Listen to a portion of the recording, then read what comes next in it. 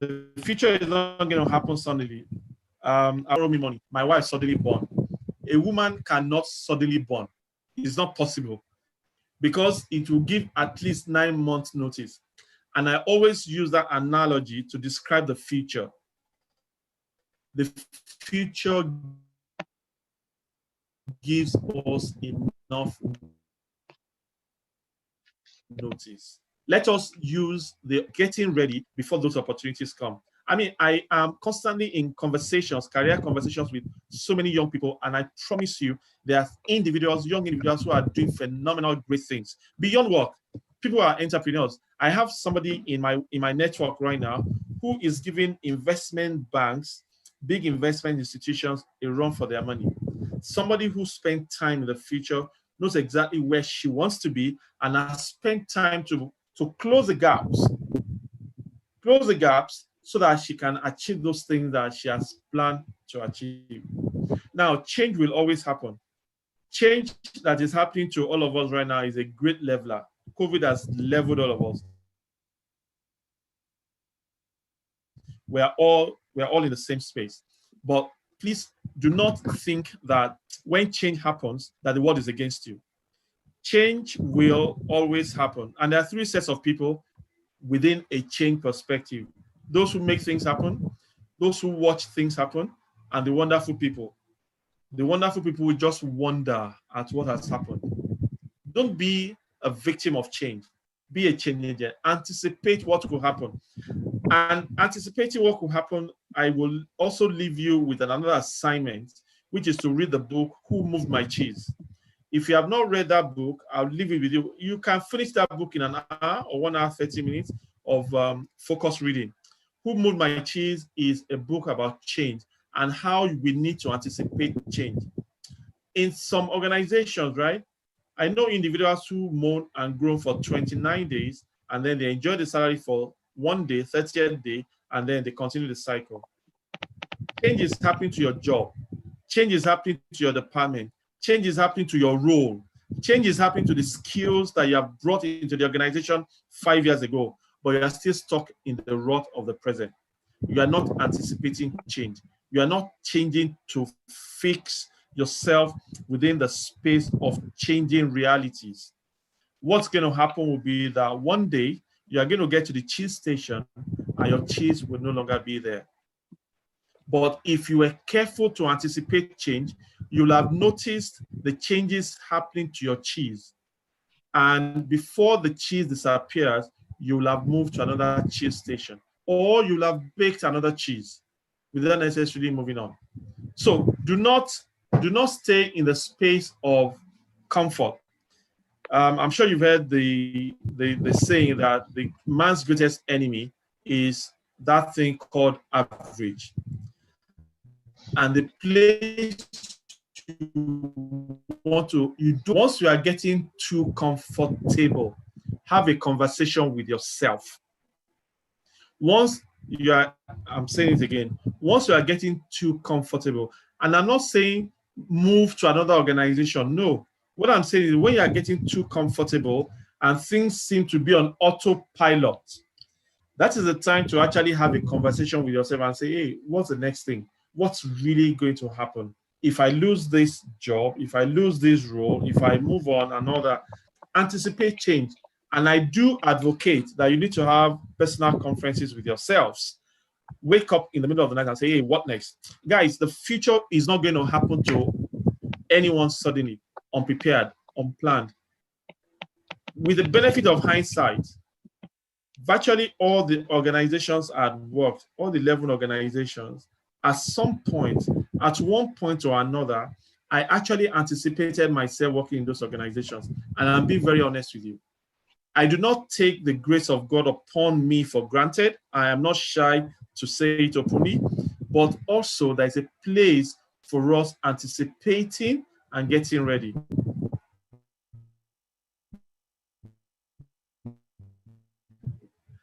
You the organogram of the entire organization, I realized that instead of a triangle or a pyramid, we were moving towards a square.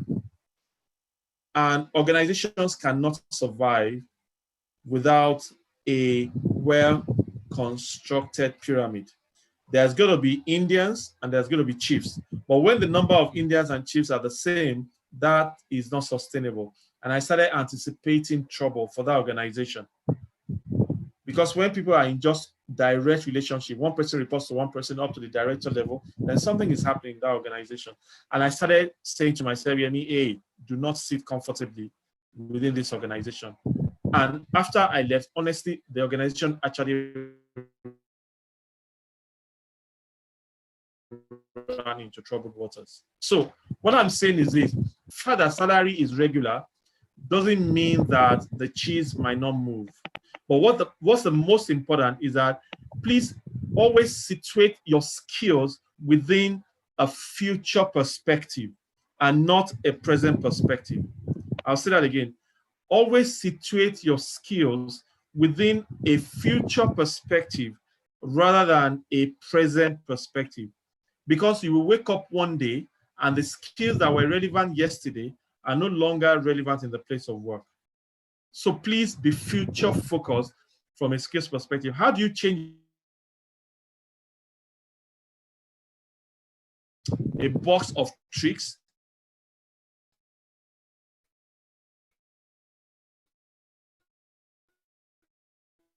or a basket of answers? Very well.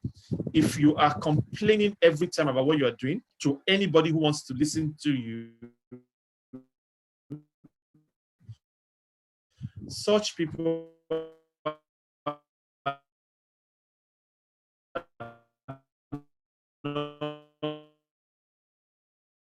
like to recommend you for a job.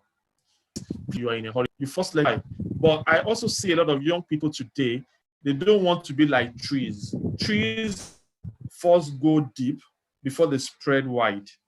I see many people, because of the advent of social media, we want to announce our arrival quickly to the outside world. But no, deepen your skills, deepen your capabilities. Be known as somebody in your field at whatever level. Let people look for you. But do not be an expert after 3 years of work experience. Announce yourself as a financial expert or a futuristic solutionist and all that. No. Sit in quiet places to add value to yourself. Sit in quiet places to go deep from a career perspective, from a function perspective, so that you can be known as an expert in that particular field. So process, going deep, value, focus, anticipating change, taking risks. I have taken risks with my career. So I'll give you one or two examples. I left a company called Arthur Andersen. Arthur Andersen was in, I think, about 78 countries with thousands of employees. And I went to work with a company called Vic Lawrence and Associates. I'm sure a couple of us might know Vic Lawrence, VLA. That is this Mo Abudu's company. I was stupid, but you know what? It was because I was focused on a particular thing. I wanted to develop myself as a training consultant, and VLA was concentrating in that space. So I took a major risk, and I went to work with Vic Lawrence. And it was as if to some of my friends I was stupid. Arthur Andersen was a comfort zone.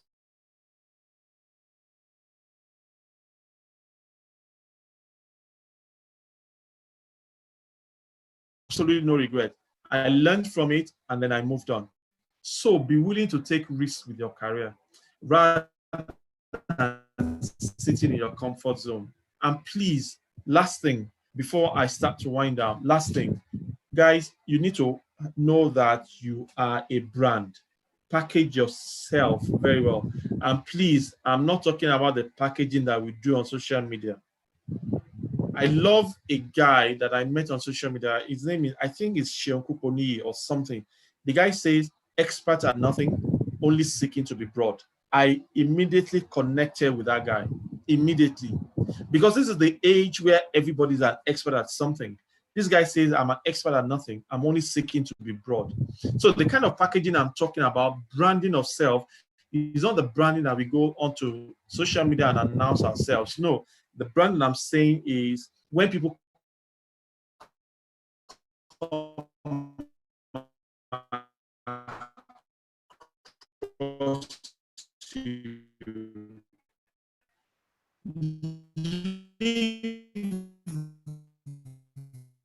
then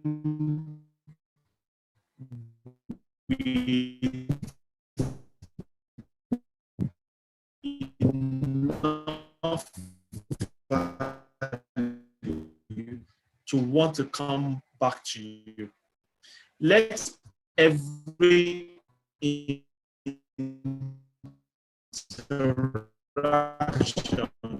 be an interaction of value so that people want to come back to you. Have no reason now. If we're talking about individuals in certain fields, because these guys have grown, do a self-development analysis almost on a daily basis. Before you sleep at night, last question to ask yourself.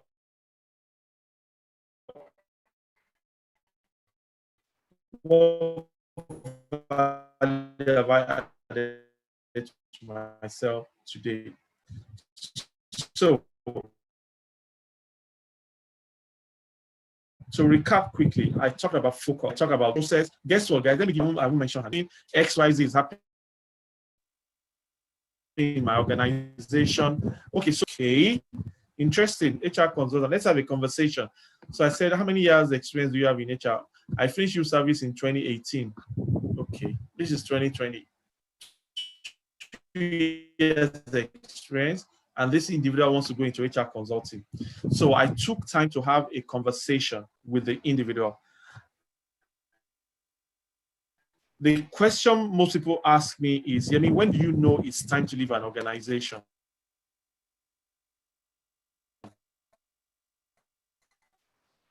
It's time to leave an organization when it's time to leave an organization. Honestly, that's the best way to answer this question. But do not leave an organization when you have not left. Leaving Stanbic can do for you. We have a relationship. But I left Stanbic in 2010. And then in 2016, it was Ayodele who called me for the job at AVN Quest. Relationship.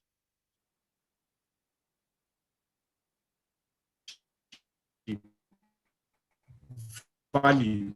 It was him who called me about in Athronacy, it's called executive selection and training. It was somebody who was now in, and I think I made a post on LinkedIn recently about Bolanle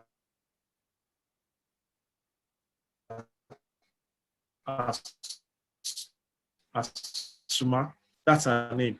She just called me one day and said, okay, we are looking for somebody.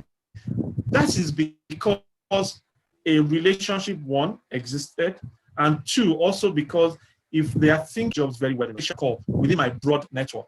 If I'm looking for a solid CFO today, to talk to your space, I know 2 or 3 people who I can call. So like I'm saying, or like I've been saying, that's what you need to do over a period of time.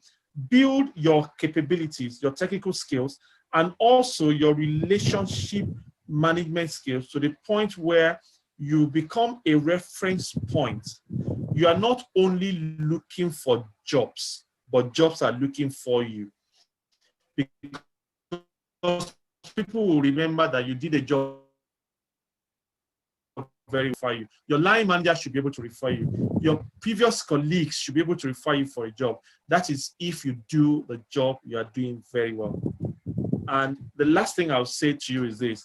Your words are product of your thoughts. So mind the things you think about, mind the things you talk about, because your words are like messages that you send to the universe.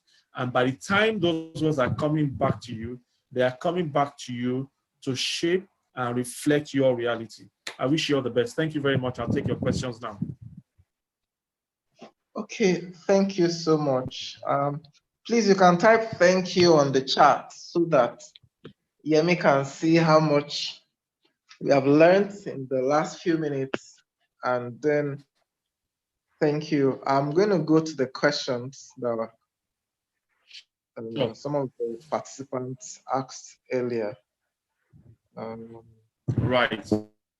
as one who have grown through the ranks and have been highly mobile through your career trajectory, can you give us practical examples on how you have handled workplace politics? Okay.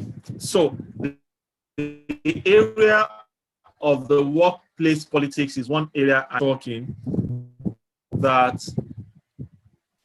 political naivety actually cost me my job at some point in time. I joined this organization and I didn't understand that, hey, Yemi, you need to learn that where you were coming from and what was happening in that organization, that there was a change in the confluence of power, politics, and influence. At times, it is not the MD that is the most important person in an organization. The cluster of power and influence can actually be around a few individuals. But I didn't learn that.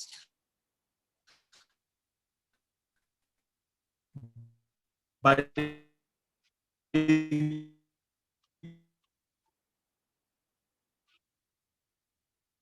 time I understand, but I'll tell you that if you're not politically aware of what's going on in your organization, you are likely to be a victim. And what political awareness or organizational awareness will allow you to do is to position yourself, position your ideas, position your initiatives and conversations properly. For example, at times I want to go to an exco meeting, but I realized that there was always one individual who will not agree to my presentation, will always find fault in anything I present. I learned quickly, because I had failed before, I quickly learned in that organization that that is a power block in that organization. And what I did subsequently was, before the exco meetings, before my presentation, I will go share my ideas with this individual. We call it socializing. You go and socialize your ideas with the individual, make him feel part of the conversations before we go to exco. You will share ideas of what to take out, what not to take out before you present. By the time you are presenting, the guy is just nodding because you are presenting our idea, if you know what I mean. So what I'm saying is that that's just an example. Understand how the fabrics of relationship, communication, politics, influence work in all organizations. And that allows you to situate yourself within that context. It's a skill that you must learn, especially once you start climbing the career ladder. It might not impact you so much when you're just starting your career. Your first 5 years, it might not really impact you, except you are in a small organization. Then it might. But typically, it starts to affect you when you are leading people, when you are now sitting with other team leads. But emotional intelligence and your political intelligence will allow you to do a lot better. Again, guys, I'll say don't play politics, but be politically aware. Okay, excellent. Thank you very much for that answer, YF. The next question I'd like to ask is, how do you accomplish personal development and career growth simultaneously? That's one of the questions a participant is asking. Okay, so I get the perspective of this question, and I'm sure it's because the individual is saying personal development, I go to school to go do another degree, another. Okay, now let me say this. For instance, I I got into HR about 1999. No, yeah, about 1999. Until 2018 July, I had no professional qualification. Absolutely none. All the SPHRIs of this world of GB, I do not have any as I speak. The only thing I did was to join CIPM in July of 2018 after about 21 years in HR. But guess what? We learned on the job. We deepened our experiences by reading for knowledge, and then applying the knowledge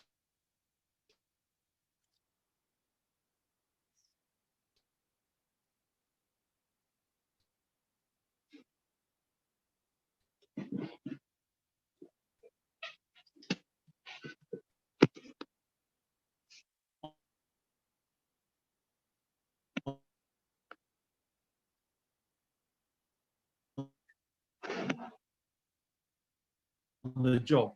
Today,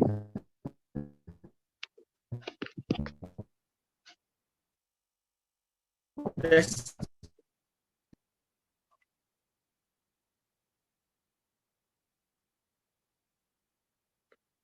Please. Okay.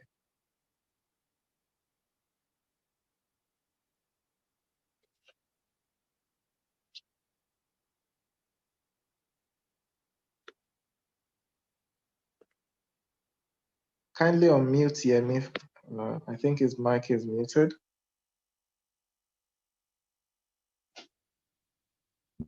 okay. Yes, we We are can back hear now.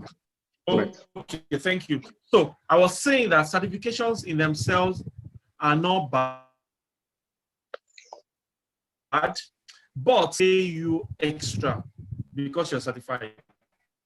I would say to you that because you're certified, it says to me that yes, you've gained knowledge and some level of competence in the field or profession. But you've got to come and show me that you can add value to the business because you are certified. So self-development is number one, is key. But self-development does not also mean that you should go to do a master's degree. Not every time. Self-development does not mean you should do a certification. Self-development just means grab a book in the human resources profession and understand it thoroughly. What we are doing right now could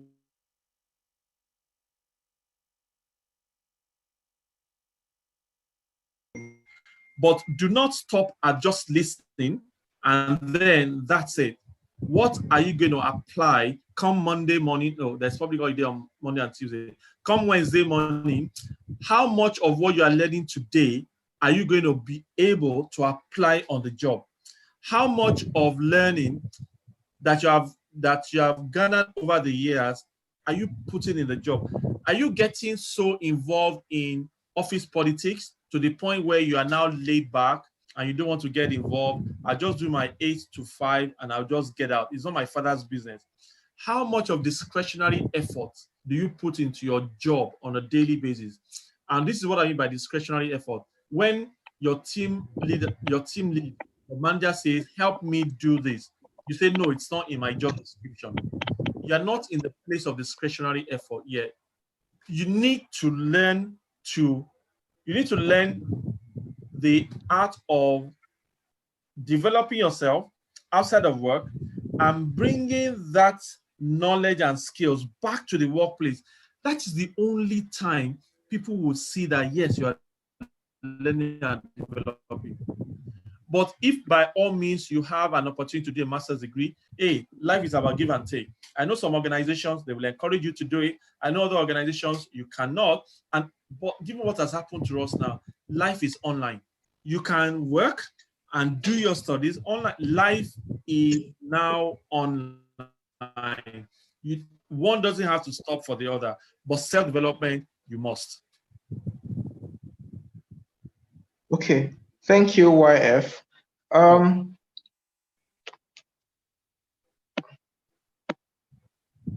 Okay. Yes, to the next question. Right. One of the participants is asking that, naturally, you may work in a department that you're trying to leave, but your boss does not want you to leave. So how do you strike a balance between not hurting your boss, not trying to, burn a bridge, but at the same time, you have to make progress in your own career? My loyalty is first and foremost to myself. I'm sorry. That's the reality. Real life example, John Athwanasi, 1999. Rolly Pogosi, the woman who paid life forward for me to join the profession, HR, she spent some time looking for somebody to be like a number two to her in her department. So eventually I joined her, and 6 months down the line, the country managing partner approached me, called me to his office, said, and said, Yemi, there's an opportunity at executive selection and training. Meanwhile, Rolly was grooming me to be the head of that department so that she could go on to do other things. So she calls me and says, Yemi, there's an opportunity for us to grow the business, executive selection and training. Would I be interested? So I look at the opportunity with Rolly, somebody who wanted me to be like a 2IC, second in command, and the opportunity of a bigger picture for my career. I said yes. There are no emotions about your career decisions. Sincerely. Question I'm going to ask you is this: what happens if your boss moves to another organization tomorrow? Your career, the person that is primarily responsible for your career is you. However, if that move must happen, engage. No rudeness, no impoliteness about it, engage, and just have a conversation. And for such individuals, please tell, it was good of them to have found you to come and work with the organization. They will find better people, or it is first and foremost to yourself. Okay, thank you so much for that answer. Yes, somebody is asking, where do we find the jobs? Probably it's been, it's not so clear. Typically people will see all kind of adverts, sending tens, hundreds, thousands of applications every time. Hopefully one will hit the jackpot.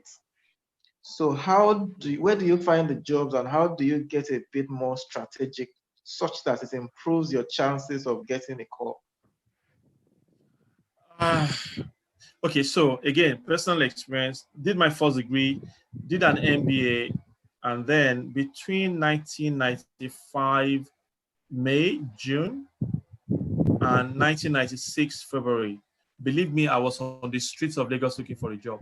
You guys are lucky now. You can drop your CV online, right? You can apply on application portals and all that. Then we had to walk from office to office, dropping our CVs at reception of the organizations. And I had to do that for about 8 months, 7 to 8 months before I got a job. And like I said to you at the beginning, I was doing all the tests. Because I made it 2-1, the organizations were calling me for the test. I'll do the test and I'll pass the test, but the interviews, no way. I remember that Zenith in those years, this must have been 1996. I did a test, passed the test, spoke with 4 GMs. They didn't have executive directors in those years. Spoke with 4 GMs, and the only thing that was going to happen was for me to speak with Jim Ovia as the MD to get the job. Maybe they'll call me to meet Jim Ovia.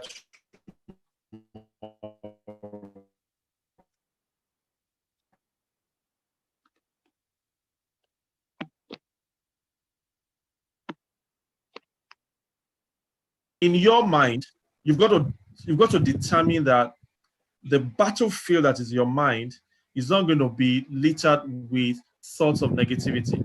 And this happens a lot. Sincerely, if you read a bit about neuro-linguistic programming, you'll be amazed. As an example, how many of us wanted to iron our clothes at some point and there was no power supply, and you just thought, I just wish there'll be power supply now, and it will happen. Or you're looking for something and you look for it all over the place, and then you just take a second to say, chill, let me just look at one final place, and then you found it. There's a place for the battle in the mind. You've got to win that battle by staying positive. Sincerely, number one, don't give up. Keep trying. Do not stop trying. But number two, do not also affect negative thoughts to kill the possibilities that can happen to you. I am a forever,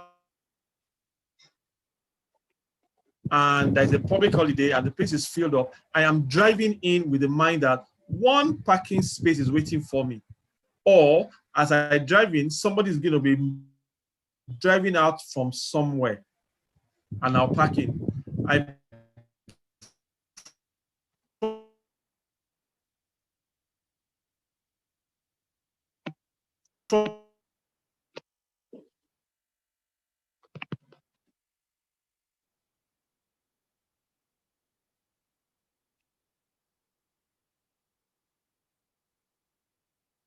promise you guys, 8, 9 out of 10 times, possibly getting to continue to avoid negative thoughts and emotions. So where are the jobs? When he was introducing me, the job that I got in 2016, and I'm not being proud, I'm just using this as an example. The job that I got in 2016 was a year of recession.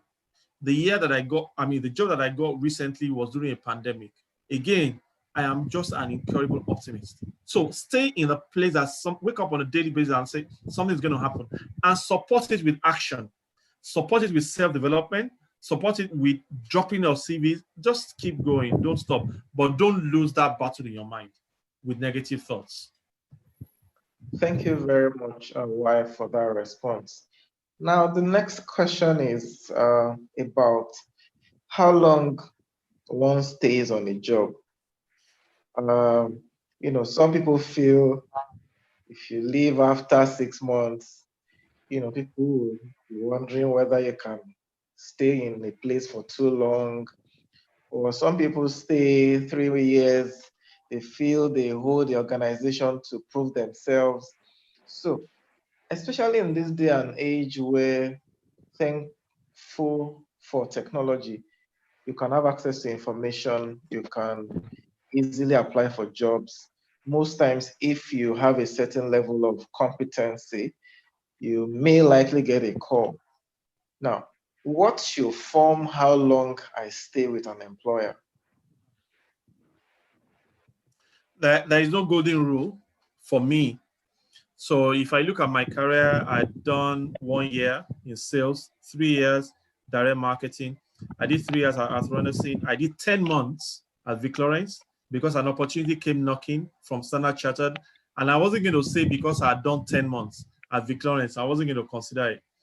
And I'd done 6 years before. I did 4.5 years at Standard Chartered, 6 years at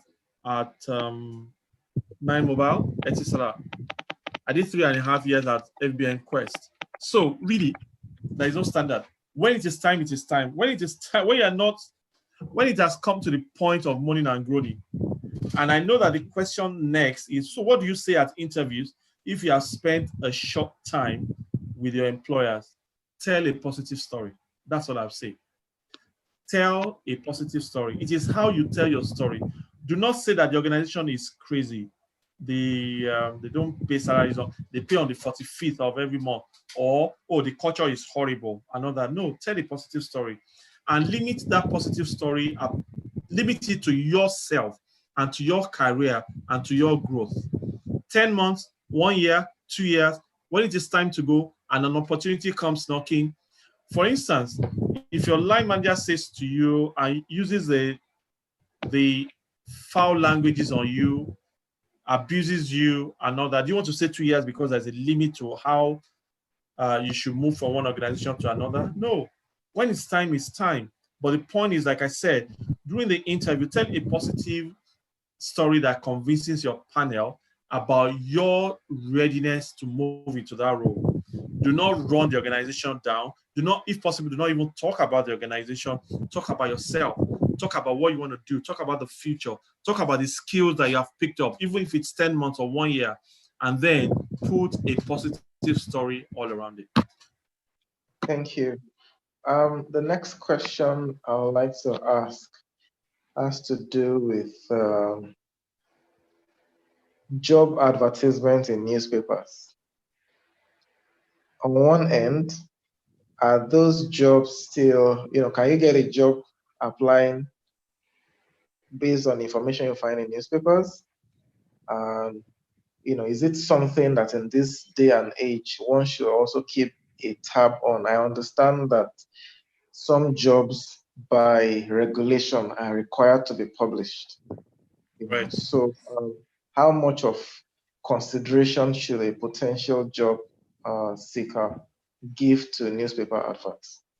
I mean, honestly, organizations will take several routes to market to find talent.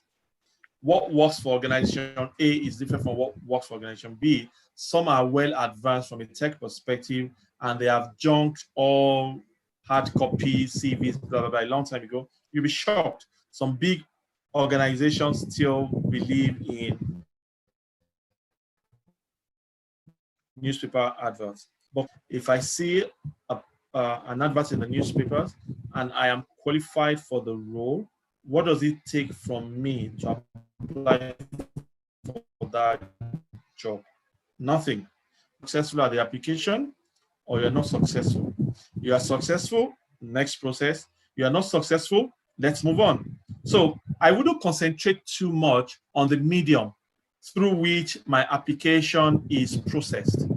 I will concentrate on other things like let me do some research on the culture of the organization. Let me do some research on the numbers of the organization. Let me do some research around the shareholding structure or ownership of the organization rather than concentrating on the means of application. You understand what I mean?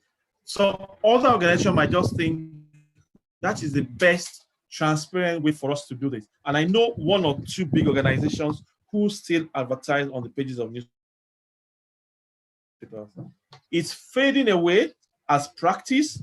Technology is making it a bit like a dinosaur sort of process. But if you see it, it's a great organization you want to work in. If it's Chevron, are you going to be asking me this question?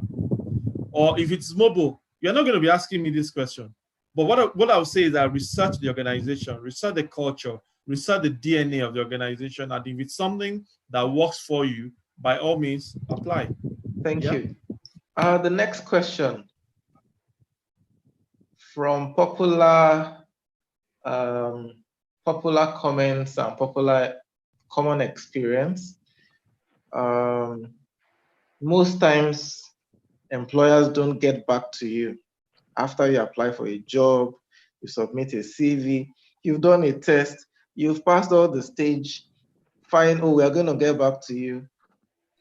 2 years later, they're still going to get back to you. You know, everything just goes dark. So, and I'm sure in so many ways, a lot of us on the call perhaps would have, had that kind of experience. At what point do you move on? That is one. And then secondly, how do you properly close the conversation, even from your own part as a candidate, if the employer or the HR manager, whoever is you're dealing with on the other side, is not responding or responsive? How do you close in a very professional way and move on in such a way that, just like you mentioned, even your closure, perhaps you can still stand out in the way you close the conversation? Okay, I'm sure you guys think that this sort of situation happens only to maybe entry level or mid-level career. Can I shock you? This happened to me between October last year and January this year. An organization, a big bank in Nigeria, contacted me on LinkedIn. We're looking for a head of HR. And I sent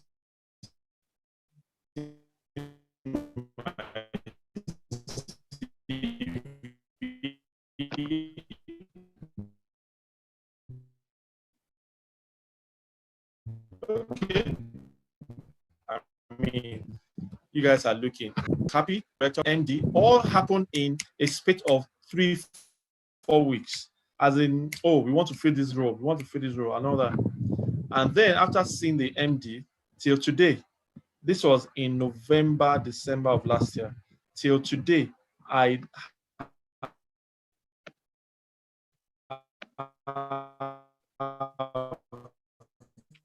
not received a feedback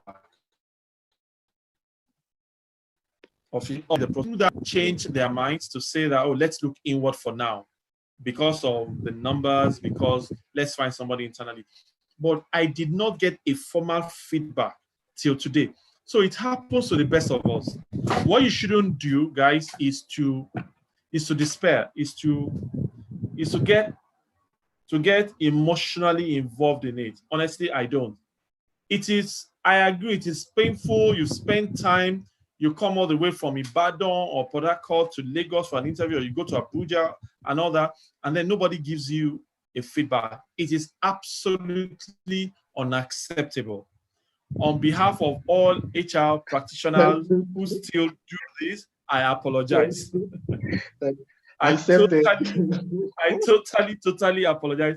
It is unacceptable. But at the point when you see that they are dilly-dallying on giving you a response, please move on. Just move on. No point. It also says a little about the culture of that organization, if you know what I mean. So just move on. Just move on. But it happens a lot. Okay. The next question I want to ask, one of the participants is asking, how do you balance trying to have some visibility and at the same time grounding yourself, just like you gave an analogy of a tree that's sending its roots downwards? How do you strike a balance between both? So at the beginning of your career, don't worry about too much. Do your job and do it well. Be the best in what you're doing.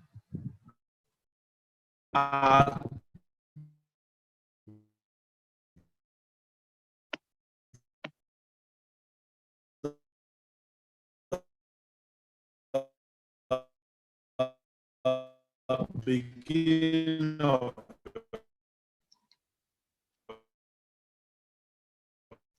career, again, like I said,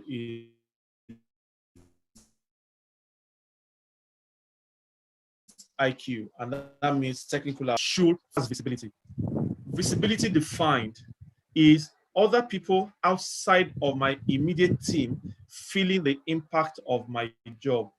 Visibility is not doing word round. Visibility is not making sure that you stay at a point where MD and all the EDs will see you in the morning. You target the time they are coming in the morning and you join them in the elevator to strike a conversation. That is not visibility. They will strike that conversation with you. You will even laugh and then you'll be happy with the number. See, this is what I say. In the animal kingdom, right? In the animal kingdom, don't be a sheep. A sheep just concentrates on what? On itself. Just be quiet. I'm not disturbing anybody. Let me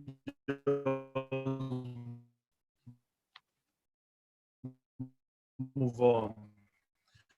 Job, right? That's a donkey. But the sheep will not last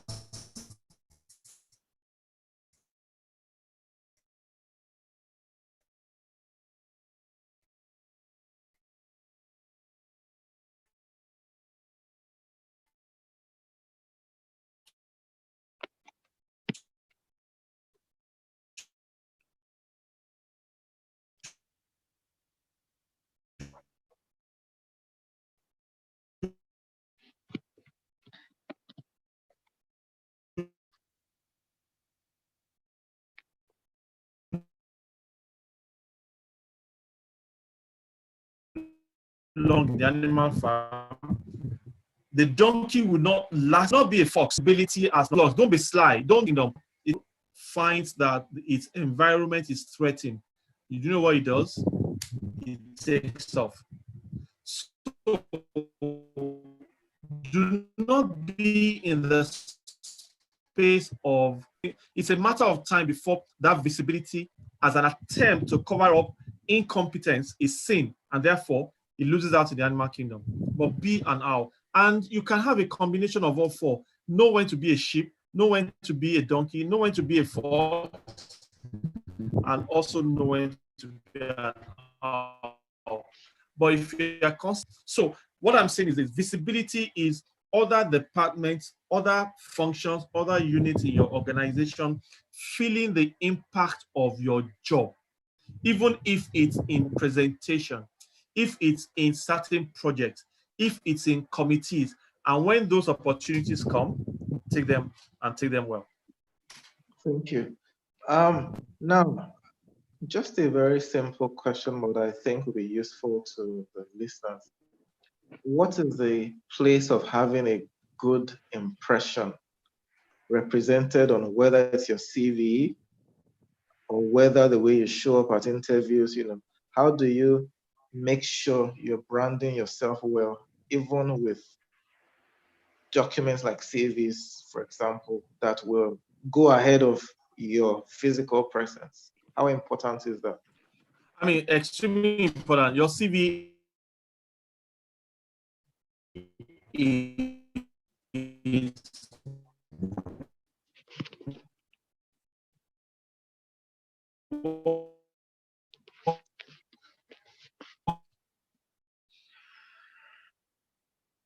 what we foresee. Now look at it. That's why and the fonts were in black, and the second part, the fonts were in blue. If I was recruiting, it sends some sort of some sort of signals to my brain already about that particular individual. So please, your CV should be well scripted to the point where once it is seen, it tells some stories about you and your audience will want to see you further. However, guys, please do not package your CV. Package your experience, your skills, and your qualifications.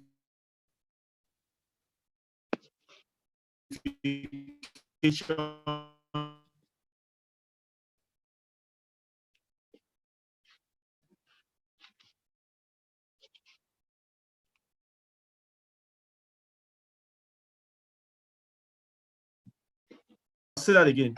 Do not package your CV to the point where you package your skills, your experience, and your qualification in story. See a lot of individual is applying for head of HR, the same person head of digital marketing, the same person head of operations, the same person head of procurement. What's going on? And then some individuals will tell you that yes, package your CV and tailor it to the role you're applying for. No, no, I totally do not agree to that.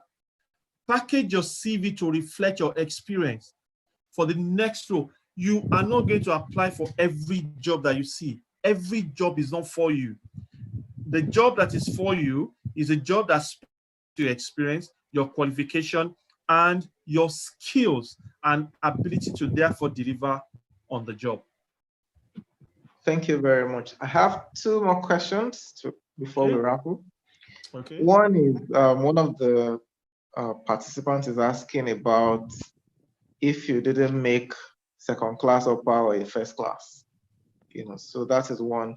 And then the second question would be, if you were to start all over again, what will you do differently? Thank you. Hey. Okay, so the first person wants to know what class of degree I made, right? No. He is asking, I think you already mentioned that you had a 2-1. Okay. So he's asking if I didn't make 2-1 or first class, okay, what are my chances in the employment market? No. I mean, you can actually relax on that one. I mean, in our days, first class and 2-1 was biggie. It's lost its relevant a bit now. So I don't think it's an issue. Sincerely, if you already have your experience, then let's concentrate on you deepening your skills and your experience in your current job rather than concentrating on the first class or a 2-1. Like I said, I don't see many job applications still emphasizing that. Some do, but not many as it was in our days. That's one. Then two, for the second guy, if I have to live my life all over again, what would I change?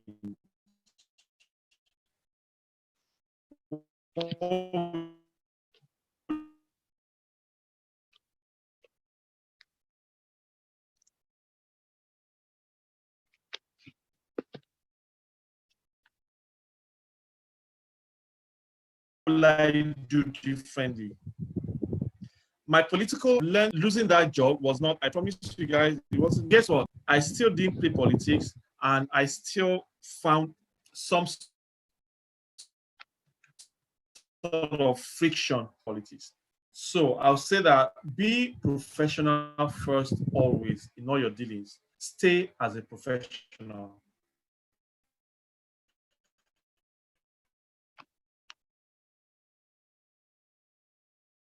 Understanding politics is a must speak up, always be a professional. So what will I change? I'll quickly understand politics in the workplaces earlier on, but from a career trajectory, every single experience has added up to who I am today.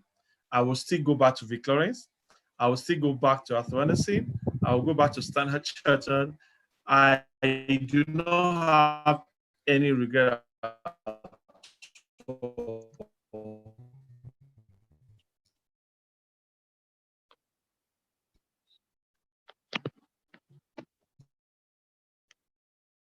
so far. AB, are you there? Yes, I'm here. Okay, good. So Right. no regret, Right. but I'll learn PQ very fast. Excellent. But no regrets. Absolutely none. Yeah. Thank you so much. Before we wrap up, once again, we are honored and deeply grateful to have you here. And maybe by way of your final words, you're speaking to young people in terms of the demographics who are all in the finance industry or have enthusiasm around a finance career. And this session is being streamed live on YouTube, and it will remain on the platform for people who like to go and listen again. So what would be your final takeaway to share with everybody listening now and even in the future as regards standing out in their life and in their careers and in their places of work? Okay. Guys, I think I've talked about a couple of things, but let me emphasize something again. And it's one of the messages I have been reiterating since the beginning of the year, and deliberately so. And that is the message of process. Process, process, process. It is good for people to tell you that if you can see it, you can get it. But I would say that if you can see it, work for it, then you can get it. Do not attempt to do copy and paste of the things that you see or know about other people. What you should do is to copy, edit, edit, edit, edit, and then you can paste. Because we all have, no, let me put it this way, the roads to success, they are many and varied. However, you have to define your own journey. And after defining it, then please own it. Your journey is your copy and paste sort of situation. Life will give you opportunities always, but it doesn't happen that you get the big stages first. Anytime life gives you a stage to climb on, please, in terms of readiness, climb on that stage, own it, and then the big stages will be yours. Thank you. On that note, thank you very much, Millennial YF, for sharing with us tonight. Yeah. You can see your background is the color of your place of work. Right. So, guys, all of you on the call, please appreciate YF on the chat and just say thank you. We're deeply grateful for sparing out time to be here tonight, irrespective of all the very tight schedule you had today. You made it here to share with us from your years of experience and from your mind of wisdom, and we're very, very grateful. We believe someday soon now, when COVID-19 is over, we'll have a physical session where you'll be able to put a face to all of the people joining on this call and much more. And Sure. we'll get to see the real YF that some of us are privileged to know personally. So we are deeply grateful to you, and we thank you for the great work you're doing, especially for the next generation. And we see how much you're trying your best to duplicate all the things you've known and to help people find their direction. So thank you for being that kind of model that all of us Thank you. can look up to. And thank you for sparing your time to be with us here tonight. Thank We you. cannot thank you enough, our wife. Thank And you. we Thank believe you so much. whenever there are opportunities to, we'll be glad to reach out to you every now and then. One great thing about this community is the best set of people you can look for within this age bracket in this industry. You will find them on the network. Okay. So whether it's MBN, whether it's Stanbic, all the firms, we have people who are doing exceptionally well who Right. are on the platform. And this session is one of the things we do to continue to equip people to be the best at what they do. And our desire is that they will be number one everywhere they find themselves. Mm. So thank you. Thank And you. I want to say thank you to all the people listening also. I'm sure you have learned one or two things tonight that will be useful to you. Um, just like YF mentioned, action is everything. It's not enough that you have listened to the 1 hour plus of the today's session. What is important is what you're going to do after now, because we want that in the next 1 month, in the next 6 months, in the next 2 years, you have testimonies of great things that have happened to you as a result of tonight's session. So thank you all for joining. I'm going to pass the mic to Yinka if he's still online to wrap up. Abi, can I say something? Abi, can I Yes, quickly please say go ahead. something? Okay, so Please go ahead. Dorothy Odu, I see that I didn't answer your question, and we might have missed a couple of Oh, questions okay. as well. So, can I say that please, Okay. because of time, let's continue the Right. conversation on any of my platforms, Instagram, LinkedIn, or yeah, those two, Instagram or LinkedIn. Please come back to me on those platforms with your questions, and I'll be happy to continue the conversations on those platforms. Thank you. Excellent. Thank you. Thank you very much. Yinka, if you're online. Yes, I have. Thank you so much. Thank you, YF. This has been an insightful section. We really do appreciate you and you, for the time you've given to us, even despite the fact that it was at short notice. And thanks to everyone that also joined the call. For those on YouTube and here on Zoom, we really appreciate you for staying this long with us. And I believe we have all learned something new today.